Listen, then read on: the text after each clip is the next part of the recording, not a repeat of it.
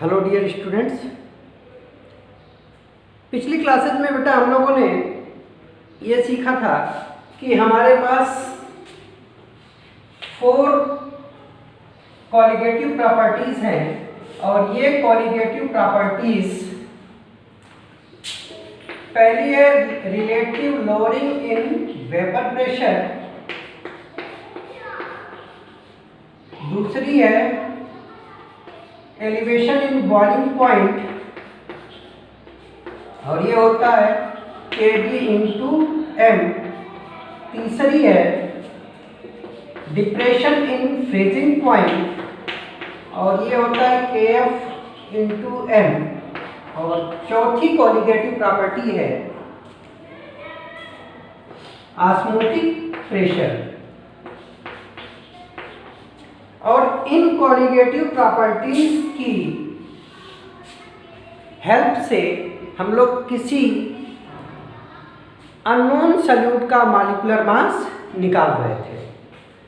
फिर हमने ये देखा था कि अगर वो अननोन सॉल्यूट सॉल्यूशन में जाके डिसोसिएट या एसोसिएट होता था तो एबनॉर्मल केस आता था, और उस केस में अगर हमको मॉलिक्यूलर मास निकालना होता था तो एक नया फैक्टर इसमें ऐड करते थे और वो फैक्टर कहलाता था वांट हाफ फैक्टर, और जिसको I से रिप्रेजेंट करते थे, और I का फार्मूला होता था number of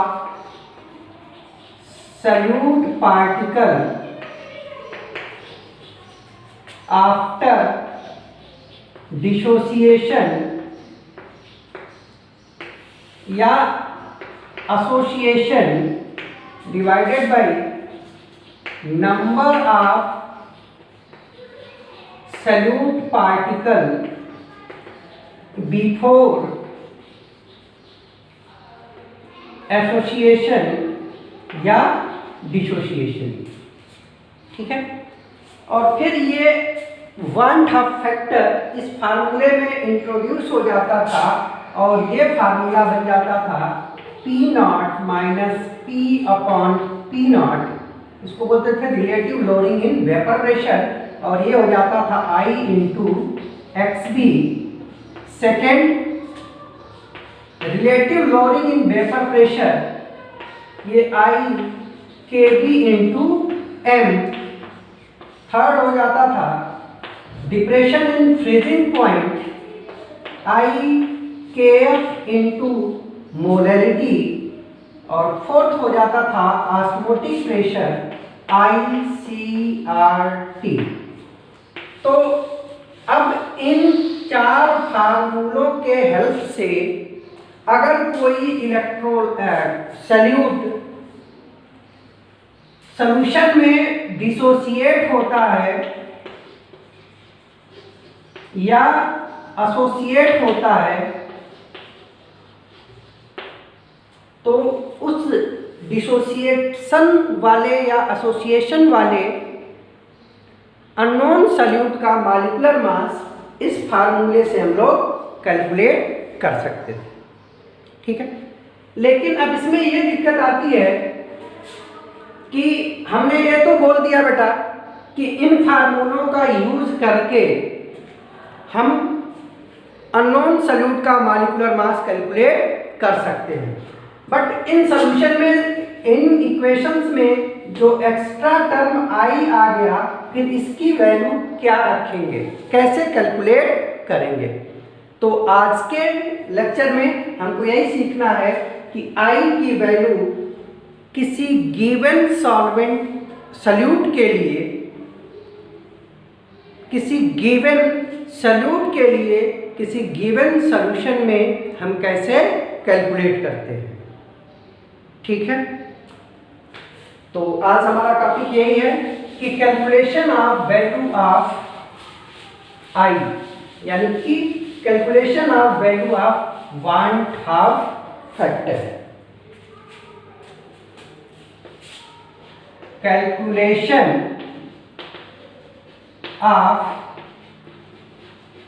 value of I यानी कि वांट हाफ फैक्टर। देखो बेटा, जो I का बेसिक फार्मूला है कि I is equal to number of particle after dissociation और एसोसिएशन, अगर वो डिसोसिएट हो रहा है सॉल्यूशन में तो डिसोसिएशन, अगर सॉल्यूशन में जाके वो एसोसिएट हो रहा है तो association, divided by number of particle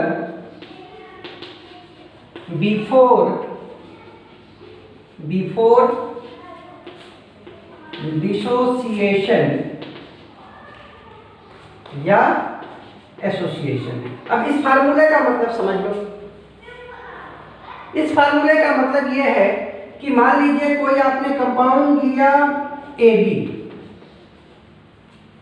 और इस कंपाउंड के आपने लिए 5 मोल, या आप कहो कि 5 मालिक्यूल लिए, मोल लिया मालिक्यूल लिया कोई फर्क नहीं है। मोल अगर लेंगे तो डिसोसिएशन के बाद मोल देखेंगे, मालिक्यूल लेंगे तो डिसोसिएशन के बाद मालिक्यूल देखेंगे। अब इस 5 मोल इलेक्ट्रोलाइट या सॉल्यूट को आपने वाटर में या किसी सॉल्वेंट में डिसॉल्व किया, तो सपोज करो 5 में से 3 मोल डिसोसिएट हो गया और 3 मोल डिसोसिएट हुआ तो बना कैसे A प्लस B माइनस। अब स्टोइकियोमेट्री आपको पता ही है, स्टोइकियोमेट्री है 1 1 1, मतलब अगर इसका एक मालिक्यूल टूटेगा तो एक आयन A प्लस का बनेगा और एक आयन B माइनस का बनेगा। तो इसके 3 मोल टूट रहे हैं तो 3 मोल A के बनेंगे और 3 मोल ही B के बनेंगे। तो टोटल जो मोल हो गए वो कितने हो गए? 3 3 6, 3 + 3, ये तो नए बने, ठीक है। और ओरिजिनली हमारे पास 5 मोल था, इसमें से 3 मोल टूट गया तो बचा कितना? 2 मोल। तो डिसोसिएशन के बाद टोटल मोल कितने हो गए? 3 मोल इसके बने, 3 मोल इसके बने, 5 में से 3 टूट गया यानी कि 3 खत्म हो गया, बचा कितना? 2, तो +2 यानी कि टोटल हो गए आपके पास कितने? 6 7 8 मोल्स आपके डिसोसिएशन के बाद पार्टिकल हो गए, ठीक है। और शुरुआत में कितने थे? इनिशियली हमने शुरुआत किया था 5 मोल से। तो अब इसके लिए अगर I की वैल्यू आप कैलकुलेट करो तो ये आ जाएगा 8/5, ठीक है। तो ये तो इस फार्मूले का मतलब हुआ, ठीक। अब हम बात करते हैं कि इन जनरल एक केस के अलावा इन जनरल हम बात करें तो कैसे I कैलकुलेट कर सकते हैं। तो इसमें सपोज करो बेटा कि अगर जो आपने सॉल्यूट लिया है, ये सॉल्यूट सॉल्यूशन में 100% डिसोसिएट हो गया या 100% एसोसिएट हो गया। कहने का मतलब कि आपने जितने मोल लिए थे सारा का सारा मोल, सारा का सारा अमाउंट आयंस में डिसोसिएट हो गया, तो इसको बोलते हैं 100% डिसोसिएशन, ठीक है। तो जब 100% डिसोसिएशन होगा तो I बराबर, आपको ध्यान रखना है, ये प्रूफ भी हम करेंगे, लेकिन अभी आपको ध्यान रखना है कि I बराबर हो जाएगा number of ions produce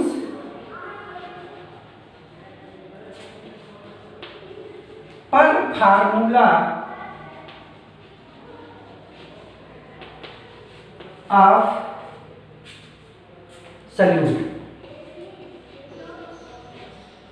salute के फार्मूले से आपने जो भी उसका फार्मूला लिखा है, तो एक फार्मूले के डिसोसिएशन से कितने आयन बनेंगे, वही उसका क्या हो जाएगा, वान हाफ फैक्टर। जैसे अगर NaCl की बात करें तो NaCl आपको पता है इलेक्ट्रोलाइट है, ये वाटर में या सॉल्यूशन में जाते ही Na+ और Cl- में डिसोसिएट होगा।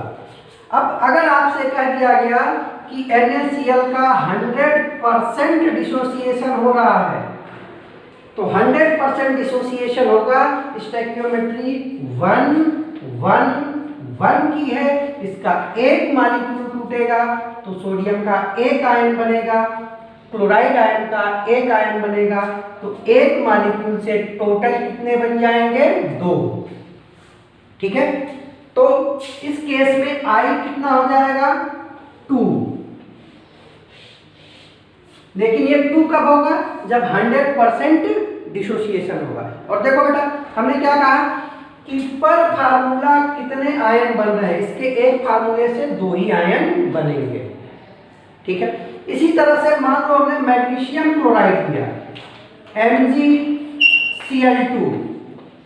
MgCl2 जब वाटर में जाएगा तो Mg++ एक आयन बना और 2 क्लोराइड आयन बनेंगे, तो एक फार्मूले से कुल कितने आयन बने, 3 आयन, तो इसका N कितना हो जाएगा, I कितना हो जाएगा, 3। लेकिन कब, जब इसका 100% डिसोसिएशन हो। इसी तरीके से मान लीजिए हमने एल्युमिनियम क्लोराइड लिया, AlCl3, हम ये आपसे पहले ही बता दिए कि इसका 100% डिसोसिएशन हो रहा है, तो 100% डिसोसिएशन होगा तो इससे आयन बनेंगे, एक बनेगा एल्युमिनियम आयन और 3 बनेंगे क्लोराइड आयन। तो इसके एक फार्मूले से, एक मॉलिक्यूलर फार्मूले से कितने आयन प्रोड्यूस हुए, 4, तो इसके लिए I की वैल्यू हो जाएगी 4। शर्त ये है कि डिसोसिएशन क्या हो रहा है, 100%। इसी तरीके से कुछ एक और सल्यूट का हम आपको बताते हैं।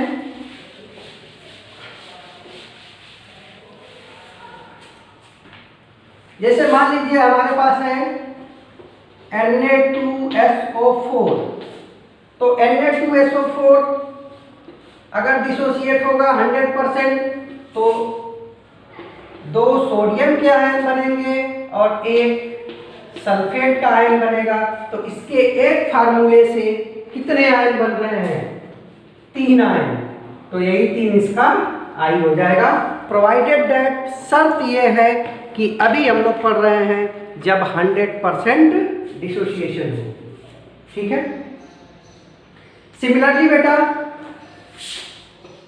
K2SO4, आपने इसको लिया, डिसोसिएशन कराओ तो 2 पोटेशियम आयन बनेंगे और SO4- बनेगा। एक फार्मूले से कितने आयन प्रोड्यूस हो रहे हैं, 3, तो यही 3 इसका क्या हो जाएगा, I हो जाएगा। ठीक है, अगला देख लो Al2SO4 का होल थ्राइस। ठीक है, ध्यान से देखना, अभी इससे भी सिंपल करेंगे हम लोग। एल्युमिनियम के कितने बनेंगे, Al2SO4 का होल थ्राइस, एल्युमिनियम के बनेंगे 2। ठीक है, और सल्फेट के कितने बनेंगे, SO4- ये हो गए 3।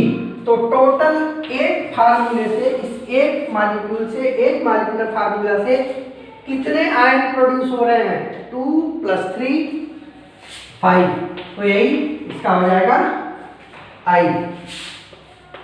आपने सुना होगा K4FeCN6, इसको अगर हम लोग डिसॉल्व करते हैं तो इससे बनता है 4K+ आयन प्लस FeCN6-1। इसके एक फार्मूले से कितने आयन बन रहे हैं, 4 और 1 आयन, ये इसको कॉम्प्लेक्स आयन बोलते हैं। कॉम्प्लेक्स आयन में ये जो बड़े ब्रैकेट के अंदर स्पीसीज होती हैं उनका आयनाइजेशन नहीं होता है, ठीक है। तो यहाँ पे कितना हो गया, 5, तो यही हो गया इसका आयन, ठीक है।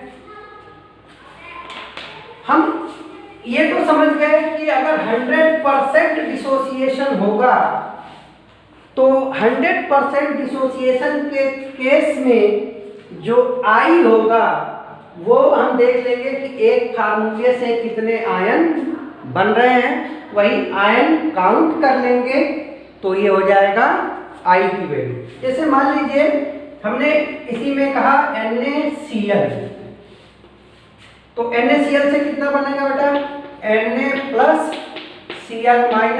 एक फार्मूले से 2 आयन बन रहे हैं, 2, और यही हो जाएगा इसका I। सिमिलरली हमने कहा MgCl2, तो MgCl2 से क्या बनेगा, एक बनेगा मैग्नीशियम आयन और 2 बनेंगे क्लोराइड आयन। तो N की इसमें एक फार्मूले से जो आयंस बन रहे हैं वो कितने बन रहे हैं, 3, तो यही हो जाएगा इसका I, ठीक है।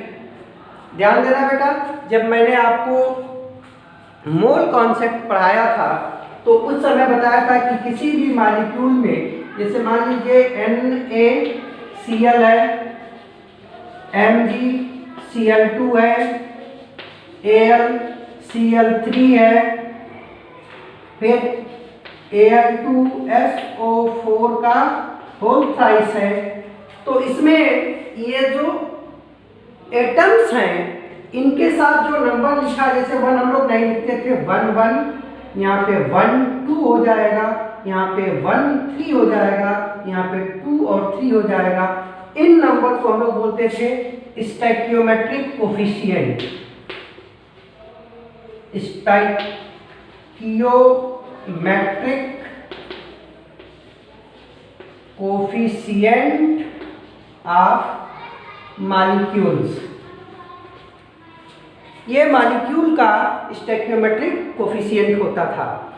तो अगर I आपको निकालना है तो देखो बेटा, ये I जो है 100% के केस में क्या ये समेशन ऑफ स्टैकियोमेट्रिक कोफिशिएंट नहीं है।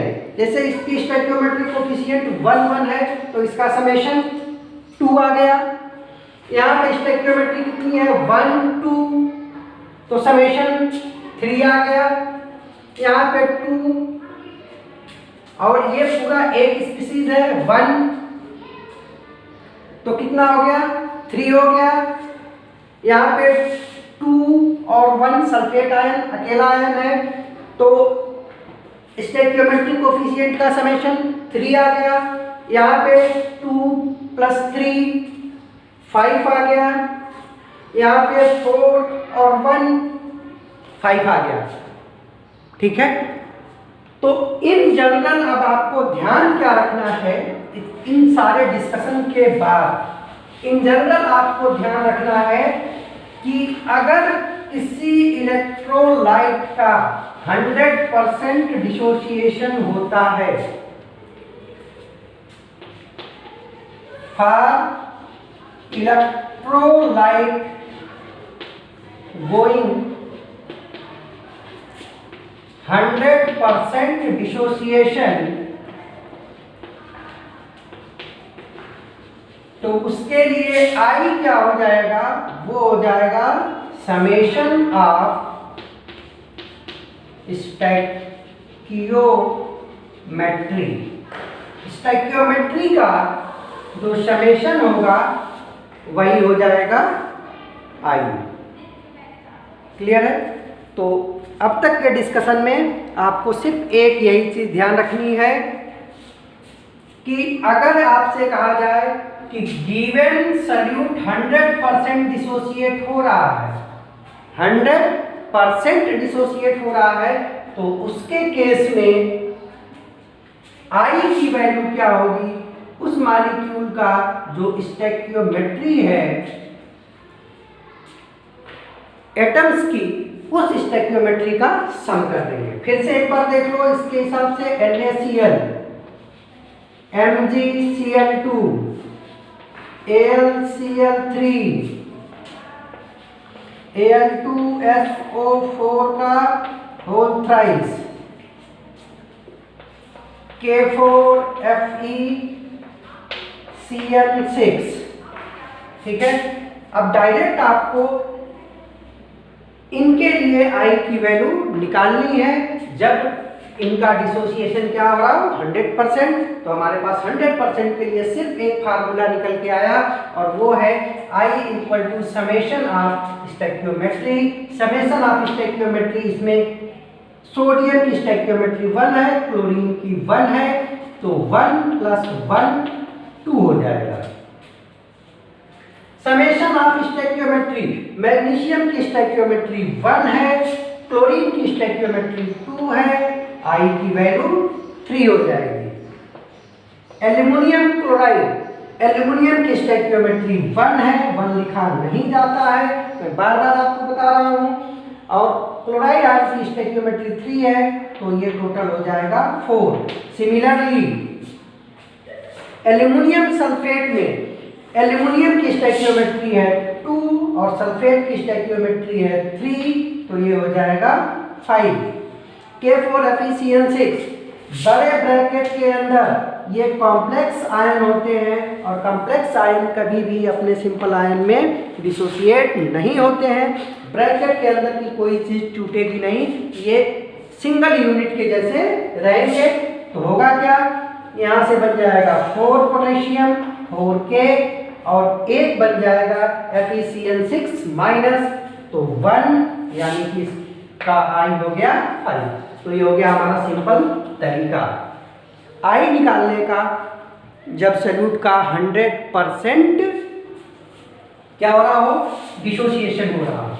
तो ये तो बेटा हो गया जब 100% डिसोसिएशन हो रहा हो। अब हम कैसे जानेंगे 100% डिसोसिएशन हो रहा है? तो ध्यान रखना कि जहां जहां 100% डिसोसिएशन की बात होगी तो 2 तरीकों से आपसे पता चलेगा। या तो वो बोर्ड रखेंगे कि 100% डिसोसिएशन हो रहा है,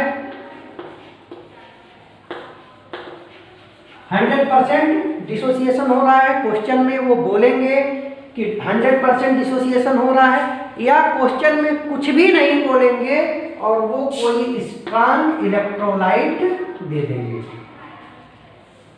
ठीक है, जैसे उन्होंने कहा NaCl है और इसके डिसोसिएशन के बारे में कोई बात नहीं की, तो हम मान के चलेंगे कि NaCl स्ट्रॉन्ग इलेक्ट्रोलाइट है, इसका 100% डिसोसिएशन हो जाएगा। मैग्नीशियम क्लोराइड है तो 2 तरीके से हमको पता चलेगा। या तो ऑलरेडी उन्होंने कह रखा है कि मैग्नीशियम क्लोराइड का 100% डिसोसिएशन हो रहा है, या तो वो कुछ नहीं कहेंगे, कुछ नहीं कहेंगे तो भी इसका मतलब है कि इसका 100% डिसोसिएशन हो रहा है। ठीक है, अब इसमें भी आपको ध्यान रखना है कि अगर क्वेश्चन में आपसे डिग्री ऑफ डिसोसिएशन ही पूछा जाए तो फिर आप ये मत कर देना बेटा, जब अगर यही आपसे कैलकुलेट करने को पूछा जा रहा है कि कितना होगा तो फिर आपको कैलकुलेट करना पड़ेगा, फिर आप ये नहीं कह सकते कि 100% होगा। ठीक है, इसके बाद ये तो बात हुई जब 100% डिसोसिएशन हो रहा है। अगर 100% डिसोसिएशन नहीं हो रहा है तो फिर हम लोग कैसे पता करेंगे कि I क्या होगा? तो उस केस में when there is no complete complete dissociation, complete dissociation का मतलब 100%।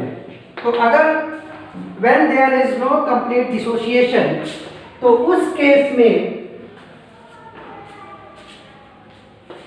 The value of I depends on degree of dissociation, degree of dissociation. मैंने आपको डिग्री ऑफ डिसोसिएशन पढ़ाया था, DOD, और इसको रिप्रेजेंट करते हैं अल्फा से। तो अगर किसी कंपाउंड का 100% डिसोसिएशन नहीं हो रहा है, तो उसके लिए जो I की वैल्यू होगी ये अल्फा डिपेंडेंट होगी, अल्फा पे डिपेंड करेगी, और उस केस में आपको अल्फा की वैल्यू दी गई होगी और I कैलकुलेट करना है। ठीक है, तो नेक्स्ट टॉपिक हम लोग पढ़ते हैं कि what is relation between degree of dissociation and value of I। तो रिलेशन बिटवीन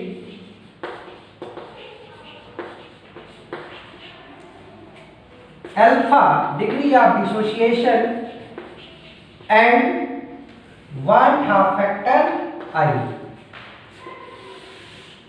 ठीक है, ऐसे तो मैंने आपको अल्फा बता रखा है क्लास 11th में, फिर भी मैं बता देता हूं कि अल्फा क्या है, डिग्री ऑफ डिसोसिएशन किसको कहते हैं। तो डिग्री ऑफ डिसोसिएशन, जैसे मान लीजिए आपने कोई इलेक्ट्रोलाइट लिया AB, और ये अपने आयंस में डिसोसिएट हो रहा है A plus B minus. Initially आपने इसके 10 मोल या 10 मॉलिक्यूल लिए थे, और इन 10 में से सिर्फ 3 मोल डिसोसिएट हो रहे हैं। तो अल्फा होता है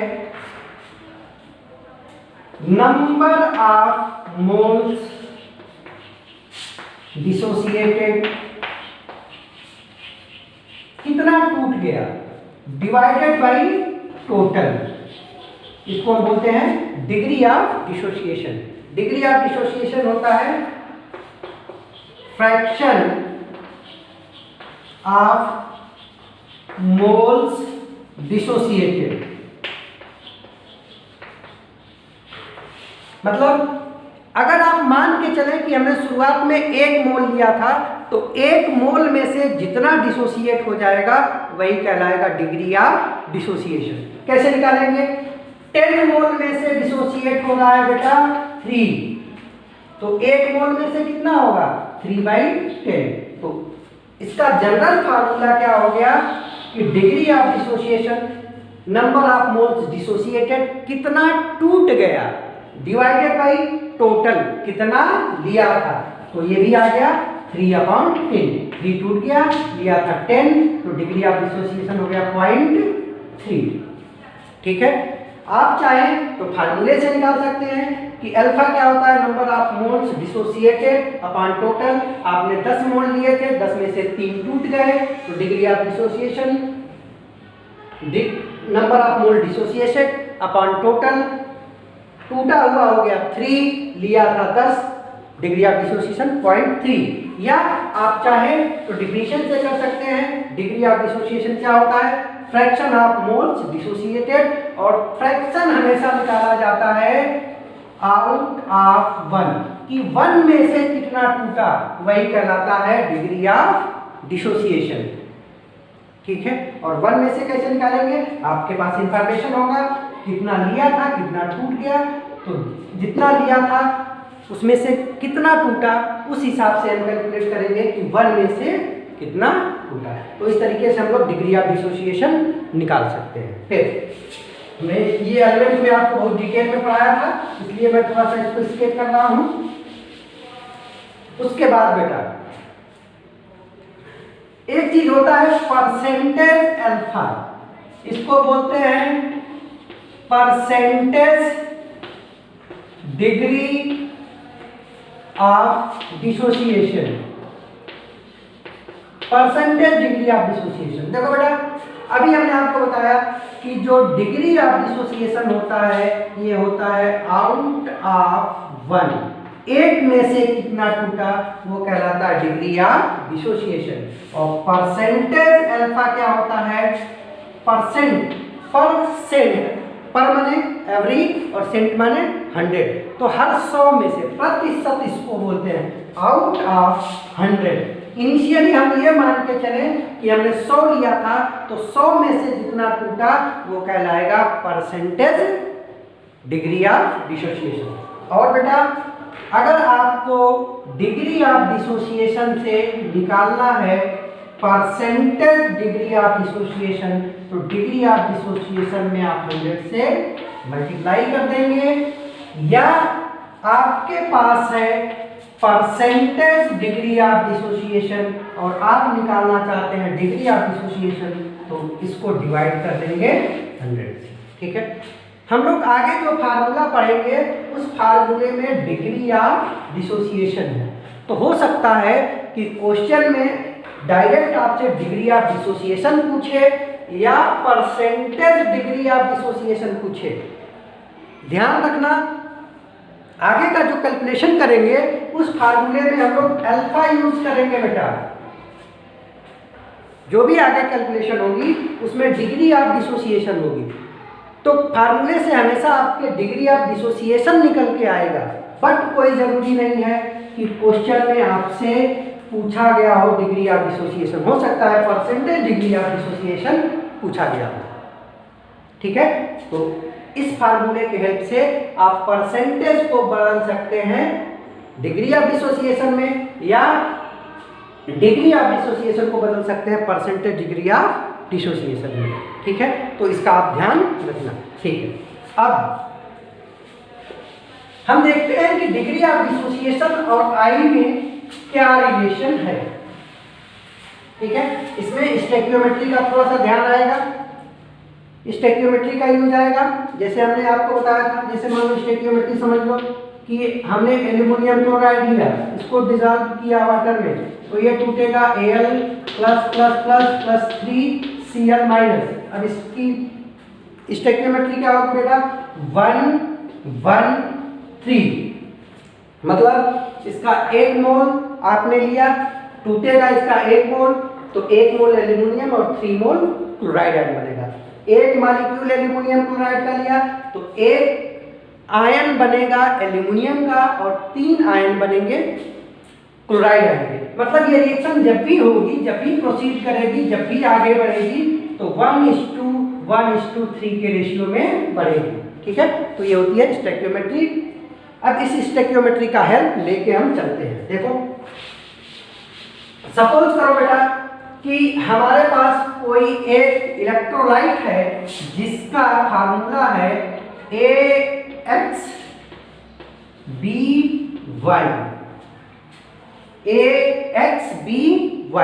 जैसे मान लीजिए हमने NaCl कहा, MgCl2 कहा, AlCl3 कहा, तो इन 3 केस में यहाँ पे x बराबर 1 हो जाएगा, y बराबर 1 हो जाएगा। यहाँ पे x बराबर 1 है, y बराबर 2 है, x बराबर 1 है और y बराबर 3 है।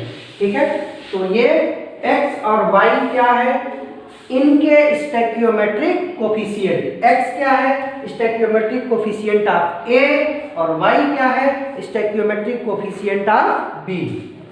ठीक है, अब इस इलेक्ट्रोलाइट AB को हम लोग वाटर में डिसॉल्व करें या किसी सॉल्यूशन में डालें, तो ये अपने आयंस में डिसोसिएट होगा। इलेक्ट्रोलाइट है, इलेक्ट्रोलाइट वो चीज़ होती है जिसको हम किसी सॉल्यूशन में डालते हैं तो वो अपने रिस्पेक्टिव आयंस में डिसोसिएट हो जाता है। इसमें आयन क्या बनेगा, एक बनेगा A+ और दूसरा बनेगा B-। ठीक है, मैंने आपको बताया था कि ये स्टोइकियोमेट्री है, तो जितनी स्टोइकियोमेट्री है उतने ही आयन बनेंगे, तो ये बनेगा X। इसकी स्टोइकियोमेट्री है Y, तो यहाँ पे बनेंगे Y। ठीक है, और चार्ज हमेशा स्टोइकियोमेट्री क्रॉस मल्टीप्लाई होती है। B की जो स्टोइकियोमेट्री है वही चार्ज ए के ऊपर होगा और ए की जो स्टैक्योमेट्री है वो चार्ज बी के ऊपर होगा। तो ए के ऊपर चार्ज हो जाएगा प्लस का वाई और बी के ऊपर हो जाएगा माइनस का एक्स। क्लियर बेटा? अगर इसकी स्टैक्योमेट्री की बात करो तो स्टैक्योमेट्री क्या है कि ये पूरा एक मॉलिक्यूल है, एक मॉलिक्यूल को आपने वाटर में डिसॉल्व किया तो इसके X आयन बने और यहाँ पे इसके Y आयन बने। ठीक है, तो स्टैक्योमेट्री क्या आएगी? 1x और y, मतलब इसका एक मॉलिक्यूल आप वाटर में डिसॉल्व करोगे और 100% डिसोसिएशन होगा तो इसका X आयन बनेगा, इसका Y बनेगा। इसके दो मॉलिक्यूल लिए तो इसके 2x बनेंगे, इसके 2y बनेंगे। इसका 100 लिया तो इसके भी x 100 बनेंगे, इसके y 100 बनेंगे। ठीक है, अब अगर ये इनिशियली हमने इसके a मोल लिए थे, इनिशियली का मतलब t बराबर 0 पे, शुरुआत में t बराबर 0 पे जब एक्सपेरिमेंट शुरू किया तो उस समय हमने ax by के a मोल लिए थे। तो शुरुआती दौर में इनिशियल टाइम पे इसके मोल्स कितने होंगे? 0 होंगे। ठीक है, अब मान लीजिए कि आपसे कहा गया है कि ये जो इलेक्ट्रोलाइट है इसका डिग्री ऑफ डिसोसिएशन अल्फा है, डिग्री ऑफ डिसोसिएशन अल्फा है। तो डिग्री ऑफ डिसोसिएशन अल्फा होने का क्या मतलब है कि इसके एक मोल से अल्फा टूट जाएगा, एक मोल से अल्फा टूटेगा तो 2 मोल से 2 अल्फा, 3 मोल से 3 अल्फा, 10 मोल से 10 अल्फा, ए मोल से ए अल्फा। क्लियर है? डिग्री ऑफ डिसोसिएशन हमेशा 1 में बताया जाता है और 1 में से कितना टूटा वही डिग्री ऑफ डिसोसिएशन होता है। इस कंपाउंड का डिग्री ऑफ डिसोसिएशन अल्फा है, इसका मतलब इसके एक में से अल्फा टूट जाएगा। तो 2 में से 2 अल्फा टूट जाएगा। हमने लिया कितना है? A, तो कितना टूटेगा बेटा? A अल्फा टूट जाएगा। हमने लिया था A में से टूट गया A अल्फा, तो बचा कितना? A minus A alpha. Clear है? और ये कब है? T बराबर T इक्विलिब्रियम, ये रिवर्सिबल रिएक्शन है ना बेटा। तो इनिशियली इसके डिसोसिएशन का रेट हाई होगा और एसोसिएशन का रेट कम होगा और एक टाइम आएगा कि जब डिसोसिएशन और एसोसिएशन का रेट सेम हो जाएगा, उसी टाइम को बोलते हैं इक्विलिब्रियम टाइम। और इक्विलिब्रियम एस्टैब्लिश होने के बाद ax by और XA और YB के कंसंट्रेशन में कोई चेंज नहीं होगा। ठीक है, तो ये तो हमने ax by की बात करी। ठीक, अब देखते हैं कि इक्विलिब्रियम पे इसका कितना बना और इसका कितना बना। इनके बनने का हिसाब हम लोग कहां से लगाते हैं? स्टैक्योमेट्री से। इसके एक टूटने से इसका कितना बन रहा है बेटा? x। स्टैक्योमेट्री यही है ना, 1:x टू y। इसका एक टूटेगा तो इसका x बनेगा, इसका y बनेगा। तो इसका टूटा कितना? A alpha. 1 से x बनता है, 2 से 2x, 3 से 3x, 4 से 4x, A अल्फा से A अल्फा x। सिमिलरली इसका 1 से y बनता है तो A अल्फा x से कितना बनेगा? A alpha y। ठीक है, तो ये तो t बराबर 0 पे था और ये t बराबर इक्विलिब्रियम पे। t बराबर 0 पे आपने इसका a लिया, ये 0 है, ये 0 है। t इक्विलिब्रियम पे A अल्फा टूट गया, लिया था a, तो बचा कितना a माइनस ए अल्फा। इसके एक से y बनता है, तो a अल्फा टूटने से a अल्फा x बनेगा। इसके एक से y बनता है, तो a अल्फा से कितना बनेगा a अल्फा y। क्लियर है? बोलो।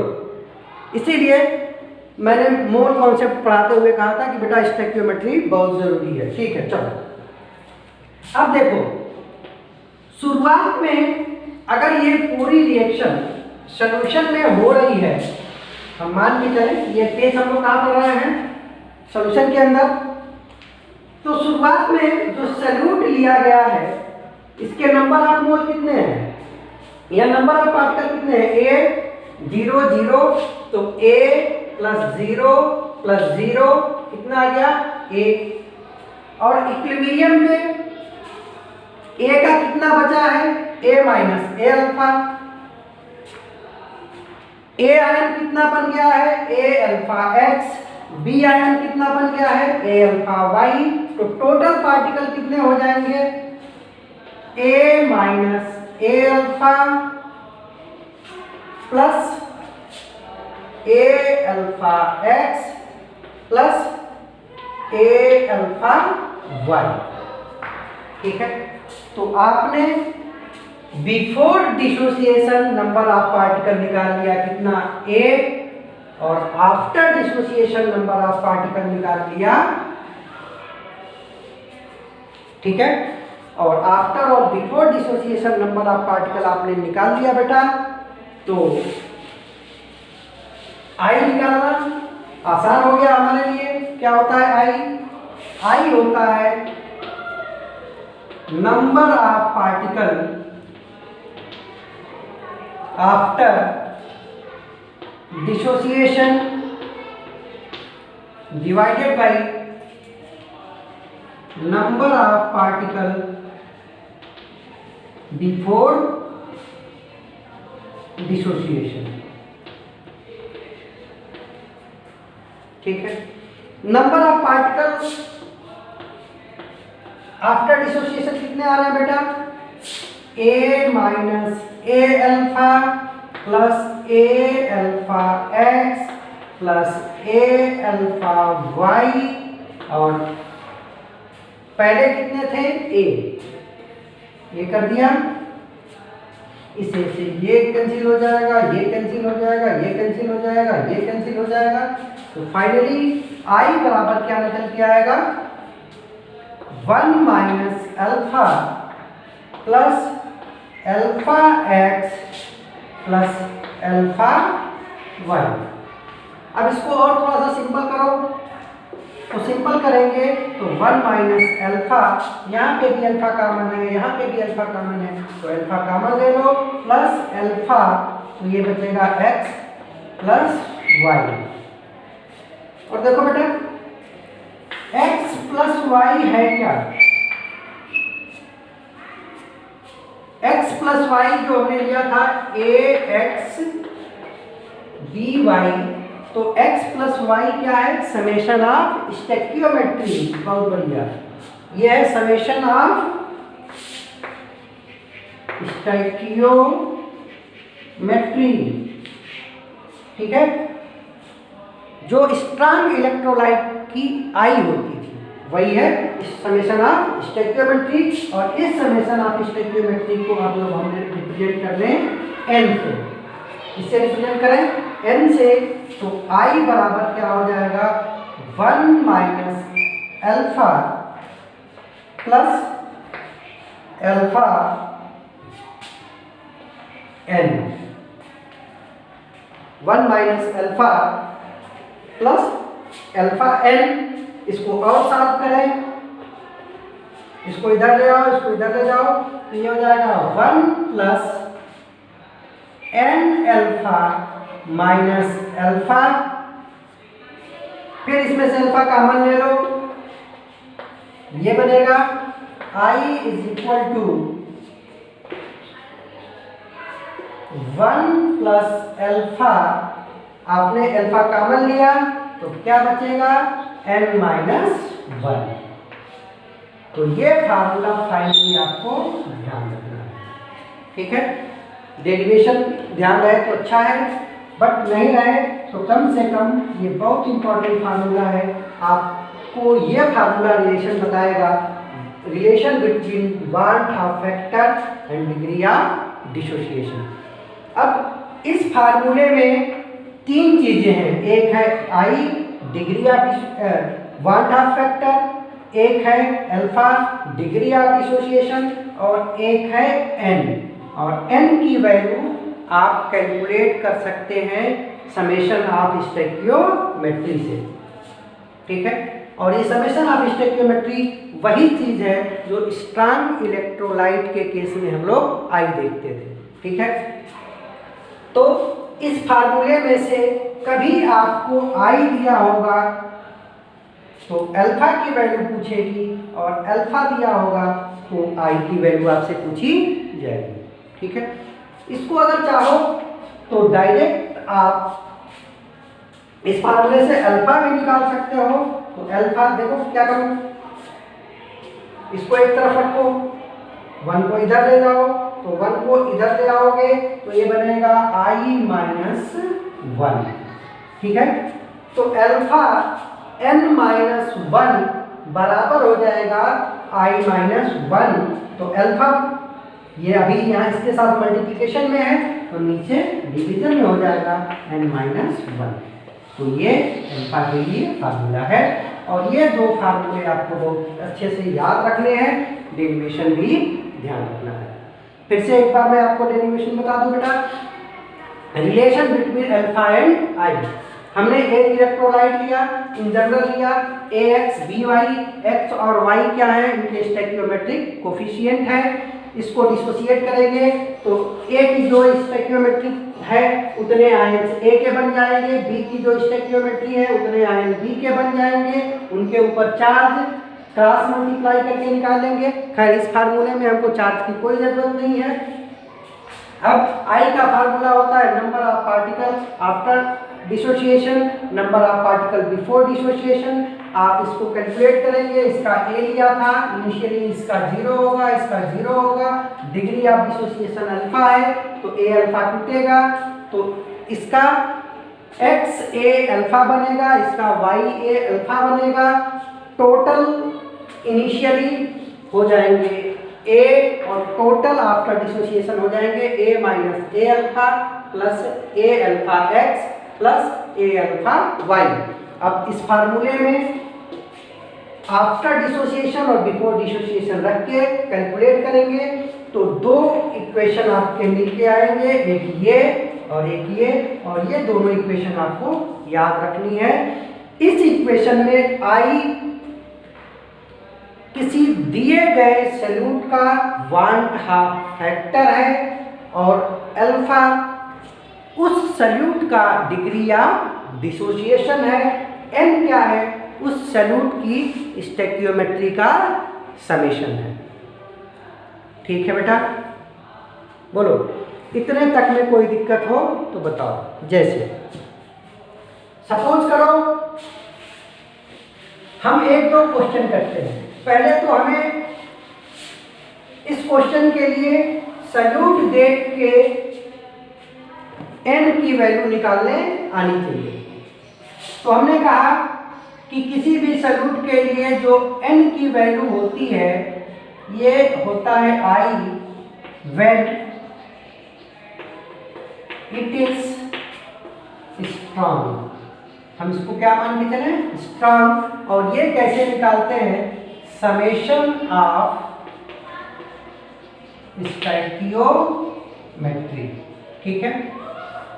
जैसे अगर NaCl है तो NaCl में सोडियम की स्टोइकियोमेट्री 1, क्लोरीन की स्टोइकियोमेट्री 1, तो ये हो जाएगा इसका N और ये हो जाएगा 2। इसी तरह से एल्युमिनियम क्लोराइड है तो आपका कितना हो जाएगा 1 + 3 और ये होगा N। तो इस तरह से हम N निकाल लेंगे। अगर ये कहा गया है कि इनका 100% डिसोसिएशन हो रहा है तो 100% डिसोसिएशन हो रहा है तो जो N होगा सेम हो जाएगा इसका आई, यही हो जाएगा इसका आई। लेकिन 100% अगर डिसोसिएशन नहीं हो रहा है तो फिर हम लोग ये वाला फार्मूला लगाएंगे। जैसे मान लीजिए कि हमने कहा कि हमारे पास NaCl है और इस NaCl का 50% डिसोसिएशन हो रहा है। 50% डिसोसिएशन हो रहा है बेटा, तो अल्फा कितना हो गया बोलो? 0.5। ठीक है, ये हमने कैलकुलेट करना आपको बताया था, परसेंटेज से अल्फा निकालना। और NaCl के लिए n की वैल्यू हो जाएगी 2। तो अगर आपसे पूछा जाए कि इसका I कितना होगा, तो I का फार्मूला क्या होता है बेटा? I बराबर होता है 1 प्लस अल्फा n माइनस 1। आपने रखा 1 प्लस अल्फा कितना है 0.5, n की वैल्यू कितनी है 2 माइनस 1, ये हो जाएगा 1 प्लस 2 माइनस 1 कितना हो गया 1 और 0.5 तो 0.5, तो ये हो जाएगा 1.5। अब देखना बेटा, यही NaCl अगर 100% डिसोसिएट होगा तो इसके लिए I की वैल्यू आएगी 2, और इसी को अगर आपने 50% कर दिया डिसोसिएट तो इसके लिए I की वैल्यू आ रही है कितनी 1.5। तो इसलिए आपको ध्यान रखना है कि क्वेश्चन में आपसे कंप्लीट डिसोसिएशन पूछा है या उसका इनकम्प्लीट डिसोसिएशन हो रहा है, डिग्री ऑफ डिसोसिएशन दिया हुआ है। चलो एक और क्वेश्चन कर लेते हैं इसी पे। सपोज करो हमारे पास AlCl3 है, एल्यूमिनियम क्लोराइड है। अगर आपसे कहा कि इसके लिए I की वैल्यू बताओ, सिर्फ कहा है I की वैल्यू बताओ, डिग्री ऑफ डिसोसिएशन के बारे में नहीं दिया है, तो हम मान के चलेंगे कि एल्यूमिनियम क्लोराइड 100% डिसोसिएट हो रहा है। और अगर ये 100% डिसोसिएट हो रहा है तो उस केस में I इसके n यानी कि समेशन ऑफ स्टोइकियोमेट्री, और ये हो जाएगा 1 प्लस 3 यानी कि 4। ठीक है, अब अगर ये 100% नहीं कहा है, इससे ने कह दिया कि इसका डिग्री ऑफ डिसोसिएशन 0.5 है, तो फिर इसका I कितना होगा 1/2 फैक्टर कितना होगा, तो फिर आपको फार्मूला यूज करना पड़ेगा 1 plus alpha n minus 1 plus alpha 0.5, n कितना हो गया 4 माइनस 1, ये हो जाएगा 1 प्लस 0.5 इंटू 3, ये हो जाएगा 2.5। ये हो गया हमारा आंसर। क्लियर है? तो इस तरह से हम लोग डिग्री ऑफ डिसोसिएशन और अल्फा के बीच में रिलेशन निकाल सकते हैं। मैंने PDF नोट्स में ऐसे 8-10 क्वेश्चन आपको दिए हैं, आप अपने से सॉल्व कीजिए। अगर कहीं पे कोई दिक्कत आती है तो फिर मुझसे बात करिए। ठीक है, इसके बाद बेटा हम लोग बात करते हैं, ये तो हमने देखा जब डिसोसिएशन हो रहा था। एसोसिएशन के केस में क्या होगा? Value of I in case of association,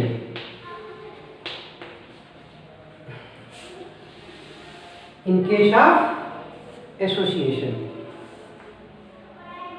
ठीक है, एसोसिएशन का मतलब क्या हुआ बेटा कि मान लीजिए कोई मॉलिक्यूल A है और इस मॉलिक्यूल के n मॉलिक्यूल मिलके एक कोई नया मॉलिक्यूल बनाते हैं AN।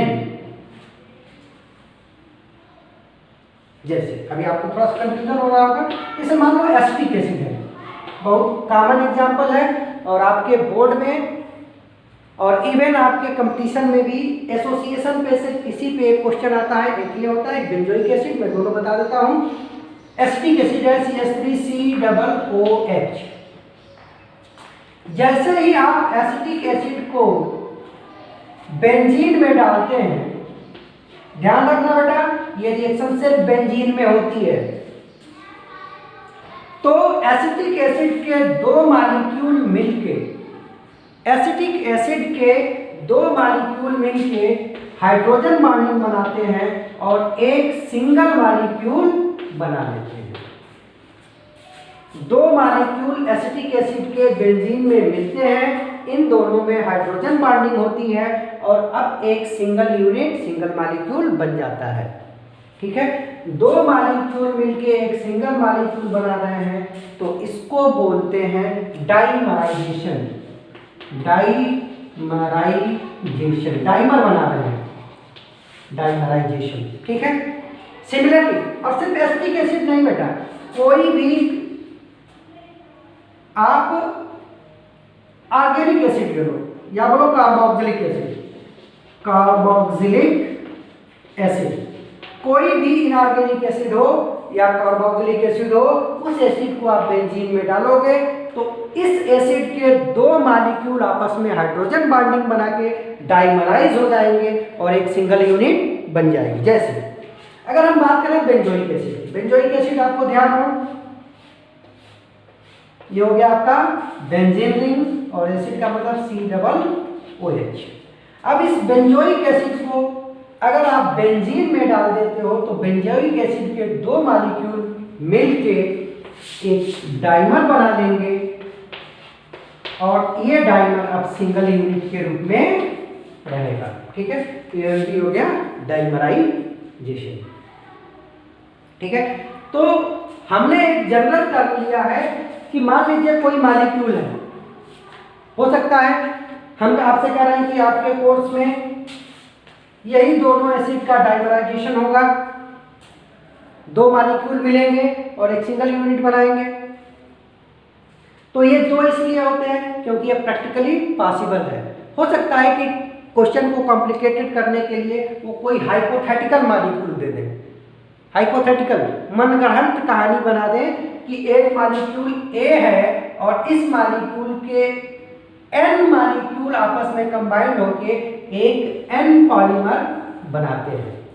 ठीक है, तो इसलिए हम लोग जनरल बात करना ज्यादा जरूरी है। ठीक है, तो इन जनरल हमने क्या कहा कि अगर A के N मॉलिक्यूल मिलके एक मॉलिक्यूल बना रहे हैं तो ये बनाएंगे N पॉलीमर, जहां पे N होगा मोनोमर का नंबर, मोनोमर। जैसे अगर N बराबर 2 है तो इसको बोलते हैं डाई, मतलब दो मिलके बना रहे हैं तो डाइमराइजेशन। अगर N बराबर 3 है तो इसको बोलते हैं ट्राइमराइजेशन। ऐसे टेट्रा पेंटा बनता चला जाएगा। ठीक है, तो इन जनरल हम लोग बात करते हैं। अब देखो, मान लो इसका डिग्री ऑफ पॉलीमराइजेशन अल्फा है, डिग्री ऑफ पॉलीमराइजेशन अल्फा है, तो अगर हमने इसका एक मॉलिक्यूल लिया था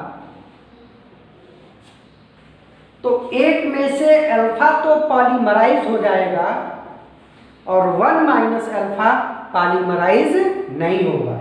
जैसे कि डिग्री ऑफ डिसोसिएशन होता था तो एक में से कितना टूटा ये बताते थे, तो उसी तरह से डिग्री ऑफ एसोसिएशन क्या होगा, एक में से कितना एसोसिएट किया।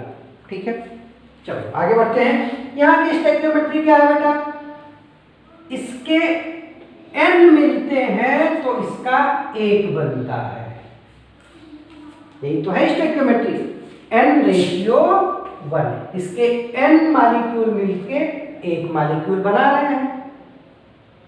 डाइमराइजेशन में n की वैल्यू 2 हो जाएगी, ट्राइमराइजेशन में n की वैल्यू 3 हो जाएगी। ठीक है, हमने अब मान लिया कि t बराबर 0 पे हमने इसका एक मॉलिक्यूल लिया था। ठीक है, अगर ये 100% डाइमराइज हो जाता, 100% पॉलीमराइज हो जाता तो n से 1 बन रहे हैं।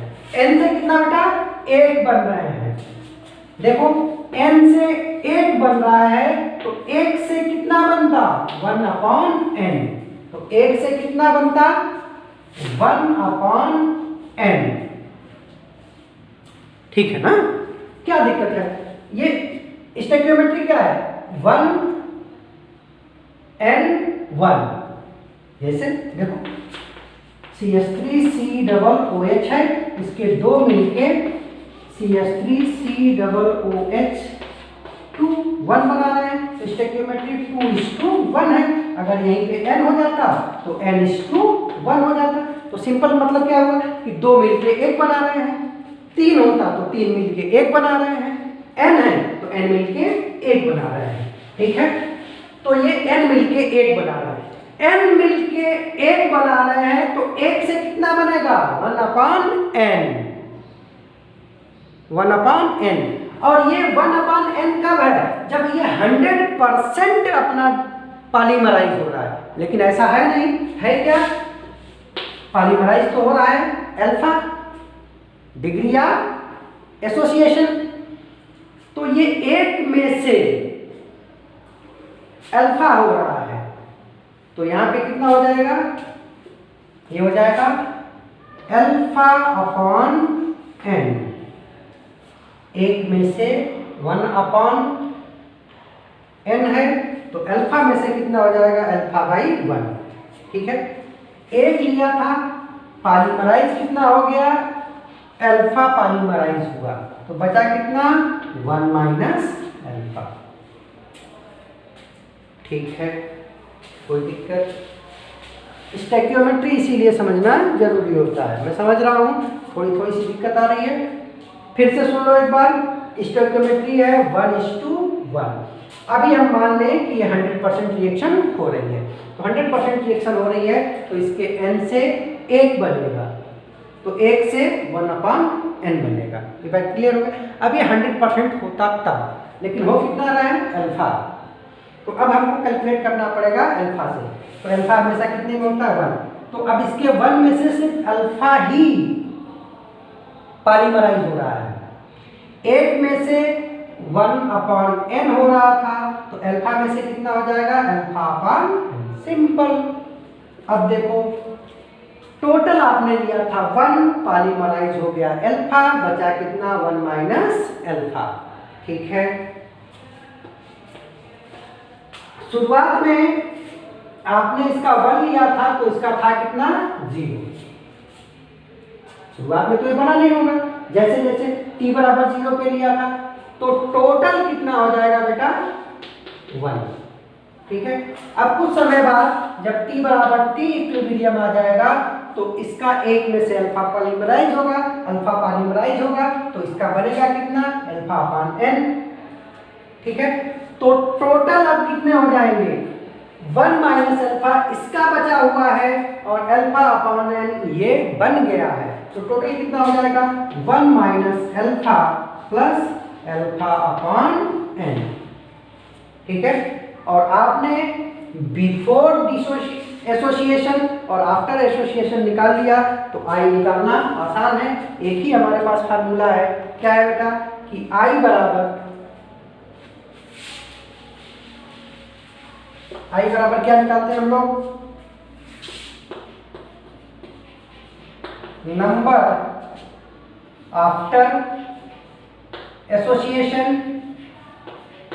Upon number before association. अब लेके चलो करते हैं। नंबर ऑफ आफ्टर एसोसिएशन कितना हो गया बेटा 1 - अल्फा प्लस α/n, और बिफोर कितना था, हम 1 से शुरुआत किए थे, तो बिफोर कितना हो गया